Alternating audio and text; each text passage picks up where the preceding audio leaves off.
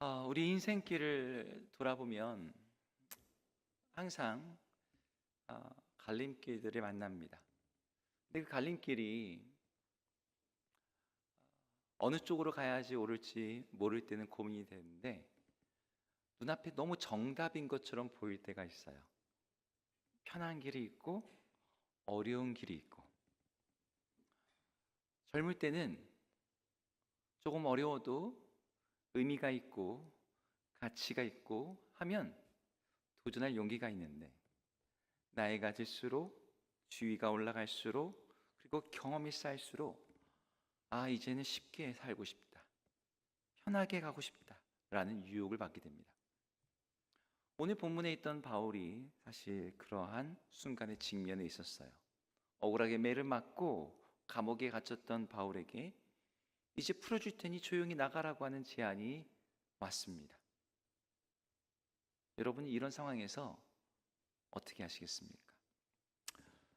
우리가 이 앞에 본문 내용을 함께 좀 볼 필요가 있는데요. 바울과 실라에게 오늘 읽었던 본문의 전날, 어제는 길고도 폭풍 같은 하루였어요. 빌립보에서 복음을 전하고 있는 상황에 갑자기 로마에서는 결코 받을 수 없는 문화와 풍속을 전한다는 죄명으로 고소를 당하고 감옥에 잡혀와서 변론의 기회도 없이 가혹한 매질을 당해야 했습니다. 그들은 아마도 기절할 정도로 매를 맞은 다음에 감옥에 던져졌고 그 통증 가운데 바울과 실라가 그 옥에서 깨어났어요. 이들은 억울하고 납득하기 힘든 이런 상황에서도 하나님을 찬양하고 기도하고 있었는데 그러던 중에 우리 하나님이 일으키신 지진에 의해서 감옥의 모든 문들이 열리고 우리를 묶고 있던 착고들이 풀리는 기적이 일어납니다. 그리고 옥문이 열린 상황에서 죄수들이 모두 도망했을 거라는 생각에 스스로 목숨을 끊으려고 했던 간수를 부르면서 오히려 그에게 위로하고 그에게 복음을 전하며 그의 가족 전체가 바로 그 밤에 세례를 받고 그리스도인이 되는 놀라운 일이 일어나게 됐습니다. 자, 이 모든 일이 단 하루 사이에 일어난 거예요. 그렇게 긴 밤이 지나고 이제 새벽이 되고 아침이 되었어요. 바울을 구속하고 매질하라고 했던 상관들이 이 부하들을 보내서 이 간수에게 말하는 거죠. 이제 이 사람들을 놓으라고. 어제까지만 해도 그렇게 호통치며 가혹한 매질을 하며 감옥에 가두었던 상관들이 갑자기 태도를 바꾼 이유가 무엇 때문일까요? 아마도 그들이 생각하기에는 약간의 심적인 부담도 있었을 것 같아요. 재판도 없이 일방적인 고소와 분위기에 휩쓸려 우리가 보기에는 딱 봐도 유대인이긴 하지만 이렇게 하는 게 약간의 문제가 될 수 있다. 그러니 이 정도 했으면 됐다. 그리고 로마인이 받지도 못할 풍속을 전한다는 죄명이 무슨 감옥에 갇히고 처벌만한 어떤 대단한 죄도 아니고 무슨 소요 사태가 일어난 것도 아니다 보니까 그냥 하루 정도면 됐다. 그리고 무엇보다도 어제 이 바울과 실라를 끌고 왔던 귀신 들렸던 여사제의 주인 되었던 이 빌립보의 유력자들, 그 사람들한테 야, 우리가 너네 고소 적극 반영했잖아. 쟤 매 엄청 매질했잖아. 감옥에 가뒀잖아. 이런 제스처를 보여줬으니 이제 그들도 어느 정도 마음이 풀렸을 것이고 그러니 이제 풀어줘도 되겠다. 뭐 이런 종합적인 생각들 때문이었던 것 같아요. 이런 명령을 받은 간수가 이제 상관의 말을 가지고 바울에게 전달을 하는 거예요. 오늘 36절에 그 내용이 나오는데 같이 읽어볼게요. 36절 시작. 간수가 그 말대로 바울에게 말하되 상관들이 사람을 보내어 너희를 놓으라 하였으니 이제는 나가서 평안히 가라 하거늘. 네, 상관들이 너희를 놓으라고 했다. 근데 이 회심한 간수는 이미 예수 그리스도를 영접했잖아요. 그래서 바울과 실라 일행에게 뭐라고 말하고 있어요? 평안히 가라. 안심해라. 이제는 괜찮다. 이렇게 위로하면서 풀어주려고 했다는 거죠. 자, 여기까지 읽으면 이제 이 모든 게 좋은 게 좋은 거라고. 전날에 수동이 있긴 했지만 간수가 구원을 받았고 이만하면 되지 않겠습니까? 조용하고 무난하게 문제가 해결되는 것처럼 보였어요. 근데 바울이 이 상황에서 브레이크를 탁 거는 거예요. 아니, 공개적으로 매질을 당한 이 사건에 대해 은밀하게 풀어주겠다라고 하는 이 빌립보의 지도자들, 빌립보의 관리들의 방식, 그러니까 구렁이 담 넘어가듯이 그렇게 아무 일도 없었다는 듯이 넘어가라는 그 일이 바울과 실라에게는 그냥 넘길 만한 일이 아니라는 거죠. 바울은 자기 앞에 있던 간수는 물론이고 그 상관들에게 충격이 될 만한 자신의 신원을 공개했습니다. 37절에 그 내용이 나옵니다. 37절 읽겠습니다. 시작. 바울이 이르되 로마 사람인 우리를 죄도 정하지 아니하고 공중 앞에서 때리고 옥에 가두었다가 이제는 가만히 내 보내고자 하느냐. 아니라 그들이 친히 와서 우리를 데리고 나가야 하리라 한대. 여기서 바울이 자기가 어디 사람이라고 얘기해요? 로마 사람. 빌립보의 상관과 사람들은 다 이 사람들이 어디 사람인 줄 알고 있었을까요? 딱 봐도 유대인이야. 그런데 로마 시민권자인 거죠. 여러분, 이건 고대 사회에서 대단한 권리예요. 여러분, 미국 사람이 한국에서는 한국 법에 의해서 처벌받지 않습니다. 심각한 문제에 대해서는 미국이 소환이 돼요. 중국에서 하더라도, 어느 나라에 가서 하더라도. 여러분, 로마 사람은 로마가 다스렸던 모든 제국 내에서는 정당한 재판과 판결 없이는 처벌을 받지 않을 법적인 권리를 갖습니다. 그러니까 재판 전에는 어떠한 위해나 어떠한 뭘 당하지 않을 권리가 있어요. 그리고 이 사람이 심지어 죄를 저질렀더라도 그 당시 죄 중에 가장 심각한 죄가 뭐가 있을까요? 반역죄가 있겠죠. 로마에 대한 반역죄. 로마에 대한 반역죄를 로마인이 저지른다면 이들에 대해서는 처형을 하더라도, 여러분, 고대에 되게 잔인하고 고통스러운 처형법이 많았거든요. 여러분, 우리는 사형이 최고인 줄 알지만 사형도 등급이 있어요. 로마인에게는 가장 자비로운 처형법, 목을 베는 거예요. 여러분, 이게 가장 빠르게 고통 없이 죽이는 거니까. 십자가 같은 건 어때요? 최소 3일 동안 거기 매달려 있습니다. 시체를 누구도 회수하지 않아요. 짐승들한테 뜯겨요. 공중의 새들한테. 가장 수치스럽고 가장 고통스러운 그 십자가 같은 처형을 당하지 않도록 그게 법제화되어 있었습니다. 근데 그런 로마 시민권자를 재판도 없이 공개적으로 매질을 했다? 이건 법적으로 위법일 뿐만 아니라 로마 시민을 모욕하는 심각한 사안, 이거 외교적 문제가 될 수 있는 거예요.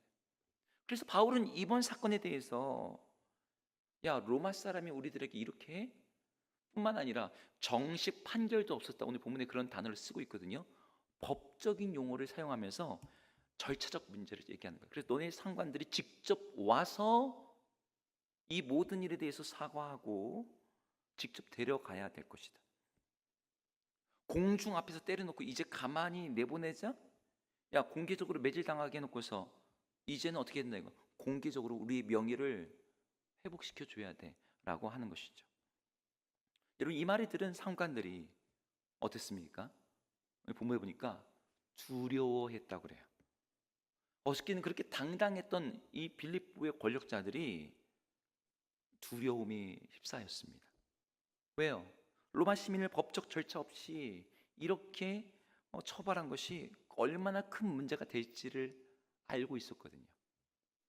빌립보는 별명이 뭐였어요? 리틀 로마예요. 거기에 빌립보에 있는 사람들은 태어날 때부터 로마인인 사람은 없습니다. 거기는 대부분이 로마 군대에서 15년 이상 복무해서 로마 시민권을 받은 사람이에요. 그러니까 이들은 로마인이 아니었지만 우리는 로마인이 되었다라고 하는 이 자부심을 가지고 이런 산 사람들인데, 나면서부터 로마인인 사람을 그냥 마구잡이다 잡아다가 때리고 투옥을 시켰다? 여러분, 이 사람이 만약에 유력자라면, 로마 가문의 어떤 귀족이라면 이 도시 전체가 지금 위기 안에 있는 거죠. 제국 안에서 누리고 있는 특권, 평판 모든 것들을 이룰 수 있는 상황이었어요. 그래서 상관들이 두려워하면서 오늘 39절처럼 행동을 합니다. 39절 같이 읽어볼게요. 시작. 와서 권하여 데리고 나가 그 성에서 떠나기를 청하니. 예, 권했다, 청했다. 입장이 지금 완전히 바뀐 거죠.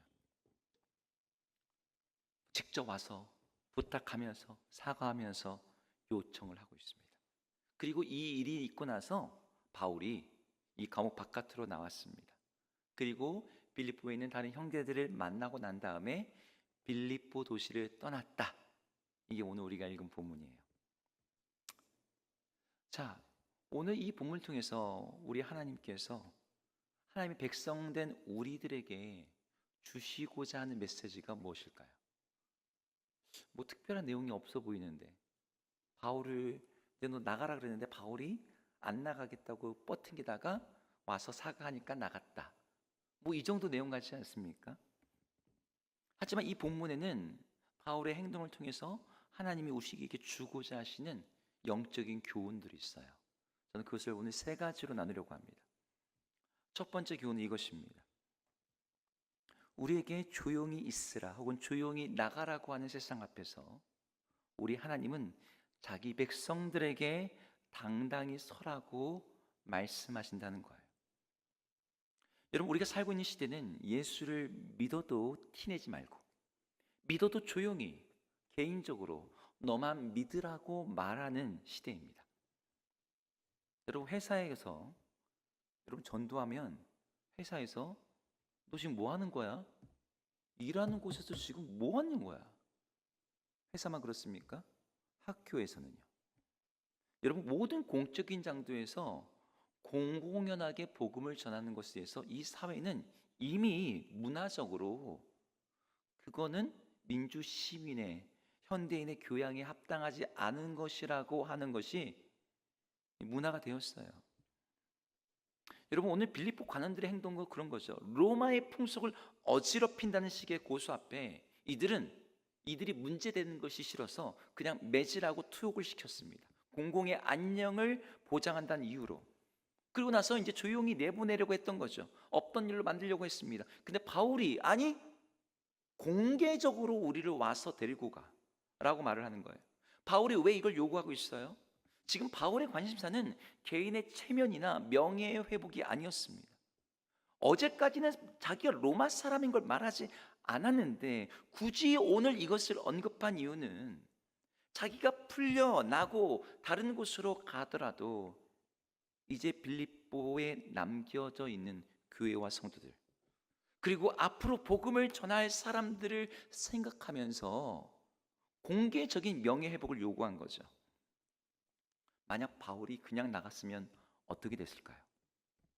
빌립보 사람들과 빌립보의 관원들은 생각했을 겁니다. 그래, 저것들 문제 있었지. 쟤네들 그렇지. 그러니까 말도 못하고 저렇게 나가는 거지. 여러분, 그러면 바울이 전한 복음도 남겨진 교회도 큰 타격을 받았을 거예요. 오늘 바울은 하나님의 복음이 은밀하게 숨겨질 그렇게 부끄럽거나 사회에 문제가 되는 어떤 것이 아님을 드러내고자 했어요.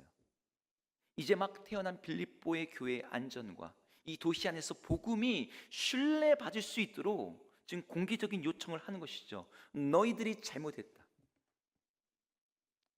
여러분, 우리는 빌립보에 있는 것 같은 압박들이 있어요. 복음을 믿고 전하는 것에 대해서 공개적으로 수치를 당하게 하고 복음을 드러내지 못하도록 하는 어떤 그런 분위기. 여러분, 등불이 있으면 등경 위에다 올려놔야 되는데 그것을 자꾸 저 밑에다가 내려놓으라고 하는 세상 가운데 있는 거죠. 1980년대 제가 어린 시절만 해도 교회 다니는 게 되게 문화적으로 앞서고 세련되고, 교회를 안 다녀도 성탄절에 혹은 문학의 밤에 교회에 오는 게 그 당시 학생들의 어떤 문화였어요. 근데 지금은 어때요? 야, 너 아직도 교회 다녀? 요즘 시대가 어느 시대인데? 뭐 이러는 거죠. 여러분, 이런 분위기에서 신앙을 숨기고 뭐 숨기진 않더라도 굳이 드러내고 싶진 않죠. 그냥 조용히 신앙생활하고 싶은 마음이 있습니다. 그래서 내가 교회 다니는 것을 아무도 알게 하지 말라. 이순신 그리스도인들이 그렇게 많은 거죠. 근데 오늘 바울이 보여주는 모습은 어때요? 공개적이고 당당합니다. 복음에 대해서만이 아니라 복음을 믿고 있는 자신에 대해서도 그래요. 바울이 복음과 관련해서 여러분 바울이 쓴 서신서에 굉장히 많이 나오는 단어가 있습니다. 나는 복음을 뭐한다? 무슨 단어일까요? 나는 복음을 뭐한다? 그 부끄러워하지 아니합니다. 여러분 로마서에서만 이번 얘기하고, 예? 여러분 바울이 이 표현 되게 많이 쓰거든요. 왜 부끄러워하지 않는데요? 유대인이나 헬라인이나 모든 자에게 구원하는 능력이 되는 복음을 부끄러워하지 않는다. 여러분 이 말은 부끄러워하지 않는다는 뜻이 아니고요. 나는 복음을 자랑스러워한다는 뜻입니다. 복음을 자랑스러워하는 사람은 복음의 수혜자가 된 자신, 복음의 은혜를 누리고 있는 성도들에 대해서도 똑같은 자부심이 있어요. 물론 여러분 우리가 구원받은 것은 우리의 노력과 우리의 수고가 아닙니다. 전적인 예수 그리스도의 공로로 받은 거예요. 세상에서는 야 너무 날로 먹는 거 아니냐? 야 그냥 믿으면 다 천국 가는 거. 야 그게 뭐냐 열심히 착하게 살아야지. 아무리 그렇게 얘기해도 우리는 복음을 우리의 영광이자 면류관으로 삼습니다. 내가 한 게 아무것도 없어. 그런데 예수 그리스도로 말미암아 우리를 의롭다 하시고 하나님의 자녀 삼아 주셨대. 여러분 이 복음이 부끄러우신 분이 여기 아무도 없는 줄로 믿습니다. 너 혹시 부끄럽다 저기 예배 끝나고 나서 저기 오셔서 상담하시기 바랍니다. 근데 가끔 우리가 부끄럽다고 느껴질 때가 있어요. 언제요? 복음을 믿는 우리 자신이 부끄럽다고 느끼는 거죠.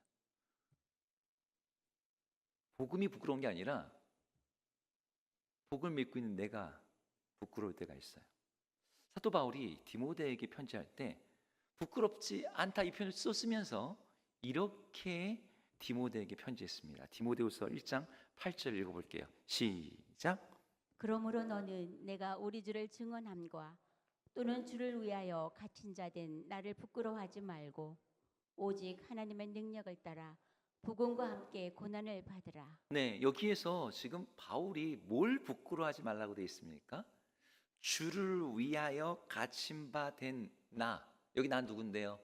바울을 부끄러워하지 말라는 거예요. 자꾸 감옥에 갇히고 범법자 취급을 당하는 바울이 여러분 교회 입장에서는 부끄럽게 보일 수도 있는 거죠. 복음 자체가 부끄러운 건 아니지만 복음 때문에 당하는 어려움, 수치, 고난, 사람들의 멸시, 조롱은 부끄러운 일처럼 보일 때가 있습니다. 저도 한때 그랬던 때가 있어요. 저는 목사의 아들로 자라났거든요. 근데 제가 목사의 아들이라는 게 드러나는 게 굉장히 부담스러웠습니다. 이건 저만이 아니고 세상의 모든 목사의 자녀들은 동일한 생각을 가져요. 제가 읽은 책 중에 김정훈 교수, 그 사람도 목사님 아들이고 되게 많아요. 자기가 목사님 아들인 걸 드러내지 않아서 그렇지.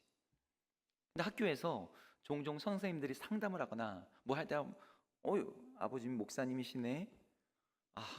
선생님이 아는 게 너무 싫었어. 왜 싫었을까요? 야 너네 아버지는 성직자인데 너는 왜 그러냐? 성적이 왜 그러냐? 생활이 왜 그러냐? 뭐 이런 평가를 받을 것 같은 부담감이 있었죠. 개척교회를 하시는 아버지 밑에서 가난하게 생활하는 것도 부끄러웠습니다. 우리 하나님 가난하고 무능력한 그런 하나님 같았거든요.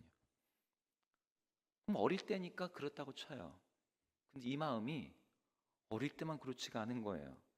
이제는 어른이 되어서 목사 아들이 아니라 목사가 됐네요, 제가.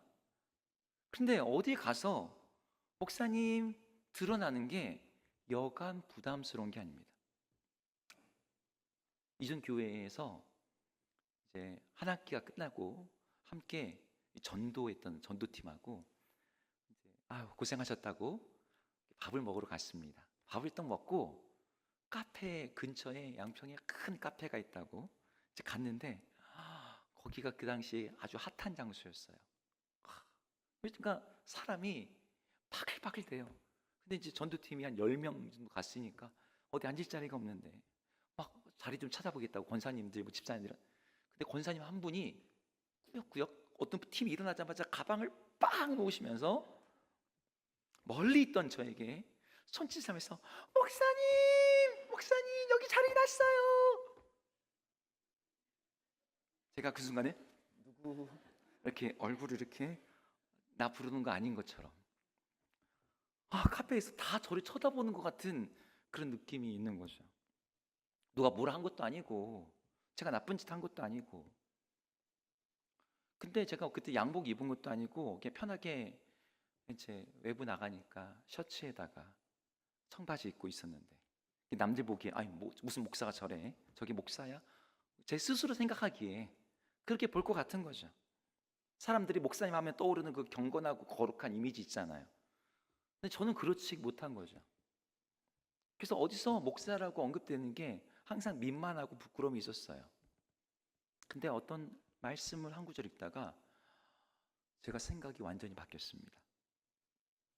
출애굽기에 있는 말씀인데요, 하나님께서 모세를 불러 애굽의 바로에게 내가 누군지를 말하라고 하는 장면이 나옵니다.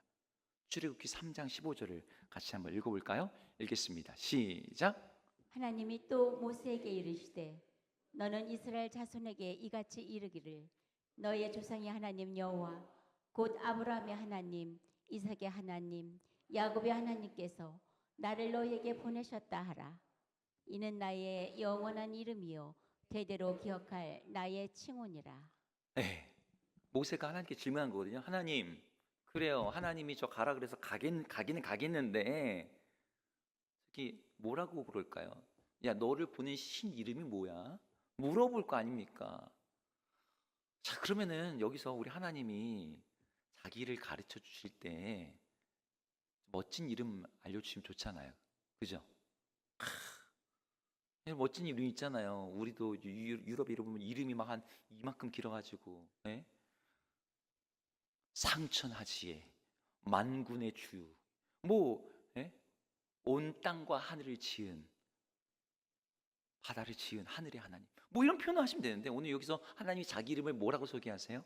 아브라함의 하나님, 이삭의 하나님, 야곱의 하나님.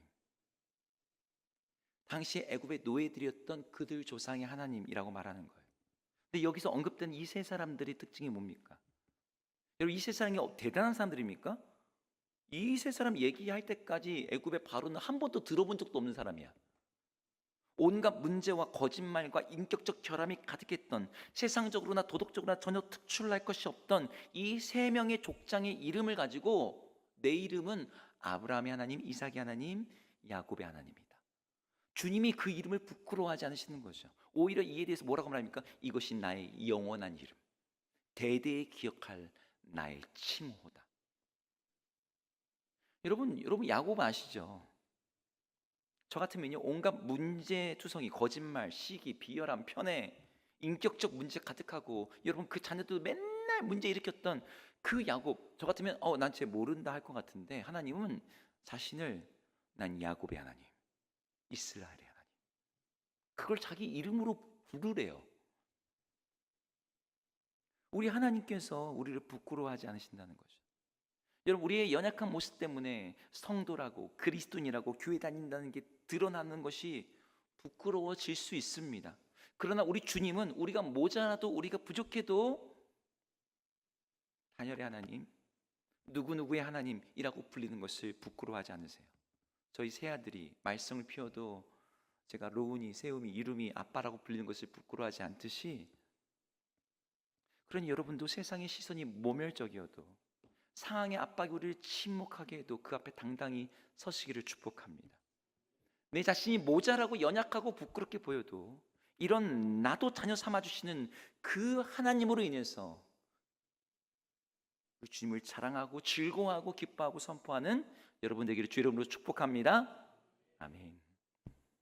이게 오늘 바울이 보여주는 모습이에요. 우리 바울에게서 배울 수 있는 두 번째 교훈은 조금 어렵지만 권리를 포기할 줄 아는 겸손과 또 필요할 때는 권리를 당당히 행사할 줄 아는 이 용기, 이 겸손과 용기 사이에서 영적인 지혜가 필요하다는 것이 오늘 본문이 우리에게 주는 교훈입니다.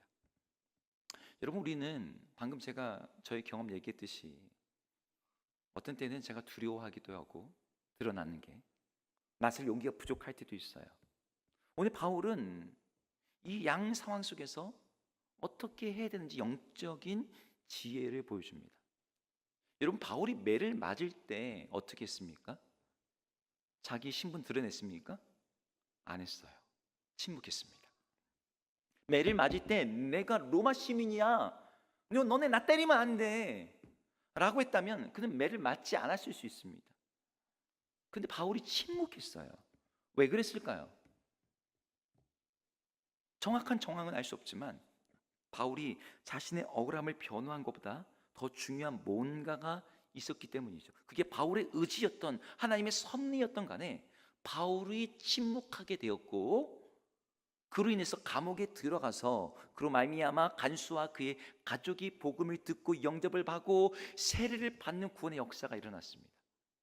여러분, 이 자리에서는 권리를 주장하지 않았던 침묵이 세상에서 볼 때는 야, 그걸 미리 말하지 그랬어, 왜 매를 맞고 있어, 그렇게 보일지 모르지만 그런 바보 같은 패배가 아니었던 거예요. 그것은 하나님께서 영혼을 구원하시기 위한 하나님의 방식이자 지혜였습니다.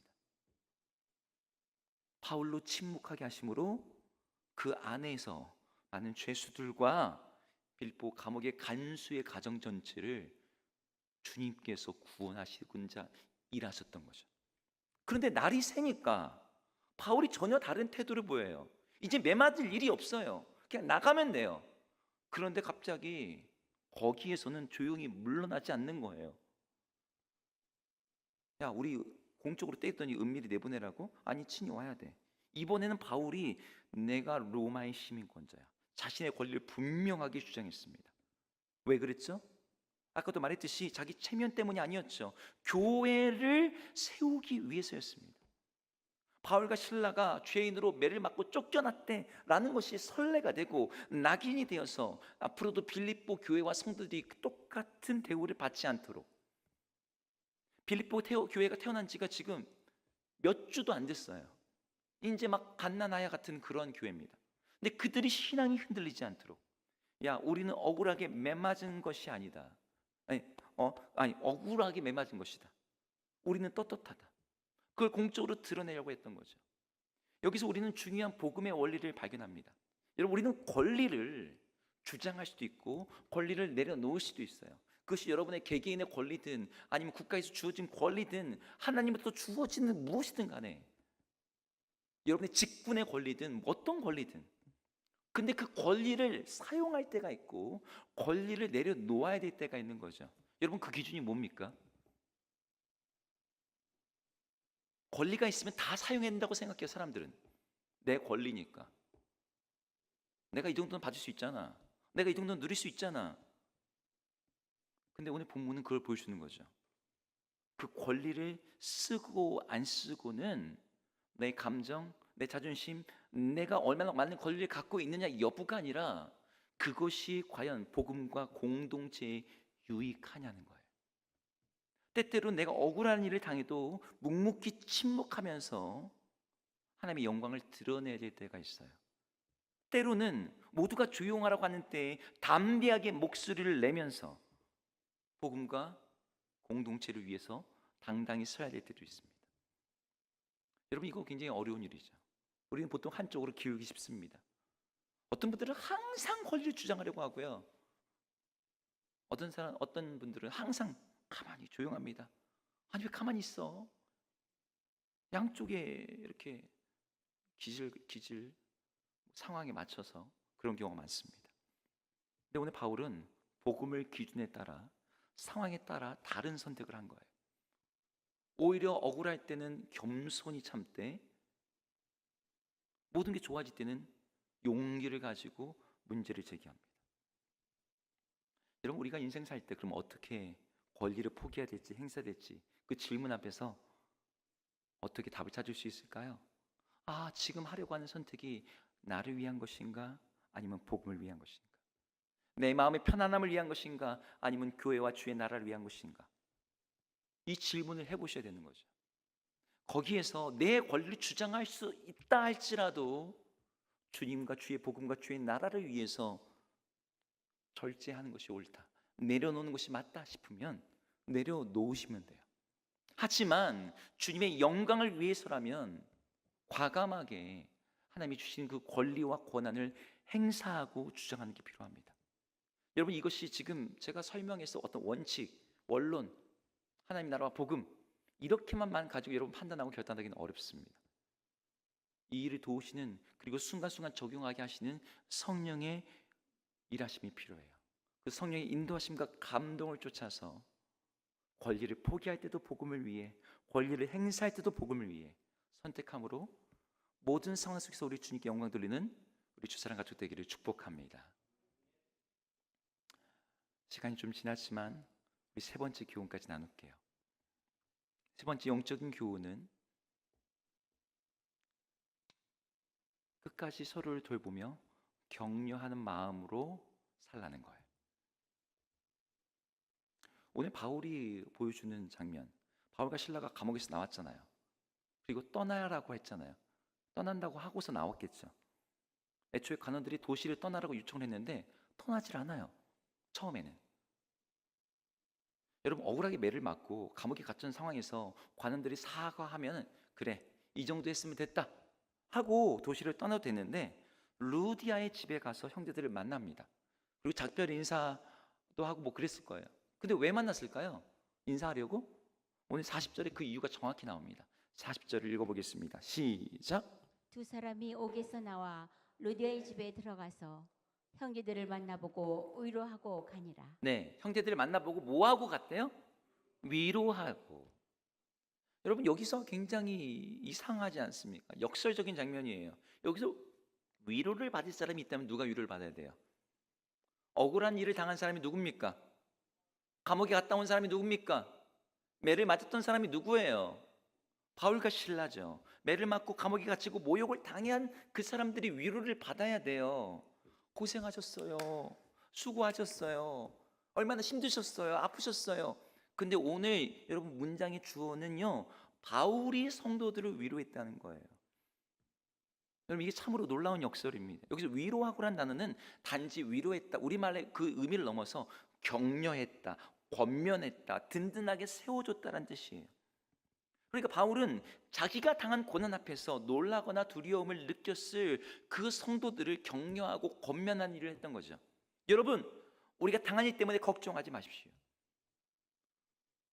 하나님이 모든 것을 합력하여 선을 이루실 겁니다. 여러분, 계속해서 믿음 안에서 성장하십시오. 하나님이 우리를 붙들고 계십니다. 내가 매를 맞았지만, 감옥에 갇혔지만 주의 복음을 전한 일을 결코 멈춰지지 않습니다. 여러분, 많은 경우에 여러분, 우리가 힘든 일을 당하면 나 자신을 돌보는데 급급합니다. 근데 성경은 복음의 사람들은 고난 속에서도 오히려 다른 일들을 돌보고 세우는 사람임을 보여줘요. 여러분, 이게 우리에게 주는 도전입니다. 이 본문이 우리에게 주는 가장 강력한 도전. 여러분, 인생의 고난 가운데 사람들은 나 좀 누가 위로해달라고, 나 이렇게 힘들다고, 나 어렵다고, 나 매 맞았다고, 나 갇혔다고, 누가 나를 위로해 줄까? 나 위로자 찾고 있어요. 그런데 성경은 어떠한 고난과 환난과 어려운 처지에 있더라도, 우리가 어떠한 신앙적 수준에 있을지라도, 나보다 더 두려워하는 이웃, 더 낙심한 성도들, 더 믿음이 약한 지체들, 우리가 위로할 수 있고 위로해야 된다는 것이 성경이 말하는 거예요. 우리 모두가 바울처럼 리더나 목자나 영적인 대단한 사람은 아닐 수 있어요. 하지만 우리 모두는 누군가의 형제이자 자매입니다. 우리가 한 교회의 지체로서 서로를 세우고 격려해야 될 책임이 있어요. 목사로서 제가 여러분을 격려하고 위로하고 권면하지만 반대로 여러분도 저에게 그 일을 할 수 있는 거죠. 우리 꼬마 아이들이 보면서 제가 위로를 받아요. 격려를 받아요. 그래, 우리 다음 세대에 소망이 있지. 근데 내가 이렇게 당하는 어려움 속에서 내가 누군가를 격려하고 권면하고 세우려고 할 때요, 놀라운 것은 하나님께서 사람이 줄 수 없는 위로와 격려와 힘과 소망을 주신다는 거예요. 여러분, 이게 복음의 역설입니다. 고린도후서 1장에서 사도 바울이 경험했던 말씀이 있어요. 한번 같이 읽어볼게요. 앞부분만 한번 읽겠습니다. 고린도후서 1장 6절 읽습니다. 시작. 우리가 환난 당하는 것도 너희가 의로와 구원을 받게 하려는 것이요. 여기까지만이요. 우리가 환난 당하는 것, 지금 바울과 여러 사역자들이 환난에 당한대요. 근데 그 환난 당하는 게 뭐 때문이래요? 너희에게 위로가 되게 하려고. 내가 고난 당하고 있는데 뭐가 위로가 돼? 아유, 저 사람도 고난 더 힘드니까 이 정도면 괜찮지. 이 정도의 위로일까요? 오늘 지금 빌립보 감옥에서 일어난 일이 고린도교에서 동일하게 일어났다는 거죠. 어려움을 당한 사람이, 고난을 당하는 사람이 믿음 안에서 하나님을 신뢰하며 든든히 서 있는 모습을 보여줄 때, 여러분, 그 자체가 엄청난 도전입니다. 사람들에게 주는 감동과 위로와 힘이 있어요. 제가 어떤 언어 장애와 지체 장애를 가진 목사님이 설교하는 영상을 본 적이 있습니다. 발음이 정확하지 않아요. 몸짓도 이상합니다. 근데 제가 그분의 설교를 듣는데 뭐라 말할 수 없는 그 엄청난 그 감동, 도전, 위로. 와, 저분은 저 몸을 가지고 복음을 전하겠다고 손도 제대로 안 돌아가는 걸 가지고 저 설교문을 쓰시고, 발음도 어려운 저 입을 가지고 설교를 위해서 얼마나 연습하시고 이 강단에 서셨을까. 여러분, 그들이 주는 메시지는요, 힘이 다릅니다. 여러분, 우리말에도 그런 말 있죠. 가난한 집에서 효다 난다고. 여러분, 고난 속에서 위로와 격려, 그게 사람을 세우는 거죠. 제가 예전에 들은 얘기가 있어요. 한 목사님이 암 진단 4기를 받았습니다. 받으니까 온 교회의 성도들이 깜짝 놀란 거예요. 그동안 너무 무리하셨다고, 그래서 병이 걸리셨다고 다들 막 안타까워하면서 어떻게 하지? 근데 이 목사님이 암에 걸리셨는데도 투병하시면서 항상 새벽 기도하시면서 성도들을 위로하는 거예요. 여러분, 저 괜찮습니다. 하나님이 제 안에서 일하고 계십니다. 여러분, 저 때문에 여러분의 믿음이 흔들리지 않도록 여러분 강건하십시오. 여러분, 저를 위해서 기도하지 마시고 여러분을 위해서 기도하십시오. 이 목사님이 투병하는 가운데 교회가 어려워진 게 아니라 교회가 더 든든하게 세워졌어요. 저는 우리 주사랑교회도 우리 담임 목사님 수사하시는 그 과정 속에서 그런 일이 있었다라고 들었습니다. 여러분, 이게 위로자의 모습이죠. 내 고난이 중심이 아니라 오히려 다른 사람을 바라보고 믿음 안에서 든든히 세워주는 것. 여러분 모두가 가정에서든 직장에서든 교회 안에서든 여러분 주변에 있는 사람들에게 그런 위로자와 격려자와 세워주는 사람이 되기를 주의 이름으로 축복합니다. 말씀을 마무리하겠습니다. 오늘 세 가지 영적인 교훈이 있었어요. 조용히 숨으라고 할 때 복음을 부끄러워하지 않고 당당히 서는 것, 권리를 포기할 줄 아는 겸손과 권리를 행사할 수 있는 용기, 그 사이에서의 영적인 지혜, 성령의 인도함. 그리고 셋째로, 내가 고난을 당할지라도 그 고난 속에서도 오히려 다른 사람을 위로하고 세워줌으로 말미암아 더욱더 든든해지는 주의 몸된 교회. 여러분들, 이 세 가지는요 다 한 가지로 모여집니다. 이 세 가지를 보시면서 여러분 떠오르는 게 있으셔야 돼요. 여러분, 무엇이 떠오르셔야 될까요? 바로 예수 그리스도의 마음인 거죠. 사도 바울이 그렇게 말했던, 너희는 그리스도 예수의 마음을 품으라. 우리 예수님이 어떻게 하시는데요? 하나님이시고 창조주이신데 사람으로 성육신하셔서 십자가에 죽임당하셨어요. 자신의 모든 영광과 권리를 내려놓으셨습니다. 근데 그분께서 부활의 능력 안에서 일어나셨을 때 자기를 믿는 모든 자들에게 왕의 능력과 생명을 보여주셨어요. 우리가 동일한 시험을 당하시되 모든 인류의 죄악을 짊어지시는 그분께서 오히려 우리를 위로하시고 격려하시고 성령으로 도우고 계세요. 그 예수님의 마음으로, 그 예수님의 영으로 예수님을 따라 살아갈 때 그게 바로 참된 그리스도인의 삶이라는 거죠. 오늘 이곳에 계신 우리 모든 분들이 이 주님을 따라서 세상 앞에서 숨지 않고 복음을 자랑하며 주님께서 우리에게 주신 그 은사와 권리를 지혜롭게 사용하며 서로를 세우는 그런 위로자가 될 때 우리로 말미암아 주의 몸된 교회가 세워지고 복음이 영화롭게 되는 그런 놀라운 일이 일어날 줄로 믿습니다. 이렇게 쓰임받는 우리 모두가 되기를 주의 이름으로 축복합니다.